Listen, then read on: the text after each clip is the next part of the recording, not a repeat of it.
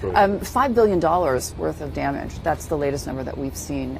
This is a time when Turkey's economy obviously is struggling. There is a cost of living crisis in this country. In your mind, how much can they expect from the international community beyond the initial commitments of aid? Yeah, I mean, we've seen commitments, sort of flood in yesterday. They're in the sort of millions range, tens of millions. I think that's not really going to go anywhere near to addressing the needs. Unfortunately, this earthquake hit an area of Turkey that was already severely hard hit by other crises. This is a place where millions of Syrian refugees who had escaped 10 years or more of conflict across the border had come, tried to rebuild their lives, been displaced sometimes several times. Now they're displaced again, and in talking to and hearing the stories of some of the survivors, they say, this is just like war.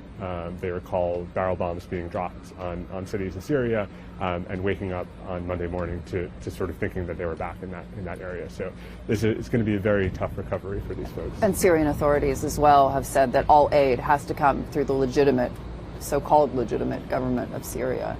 In your mind, does that make the situation even more difficult?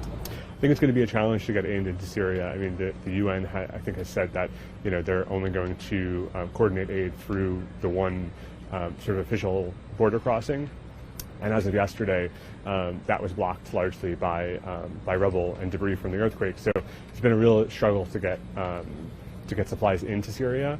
Obviously, there's also the issue of Western governments and other governments, especially across the region, not refusing to deal with the current government in Syria for the last few years because of conduct of the war. And so this is sort of posing a big challenge, especially for the U.S., for other governments that want to support humanitarian efforts on the ground, but really don't want to engage and give legitimacy to the Assad government that would be required to provide supplies there.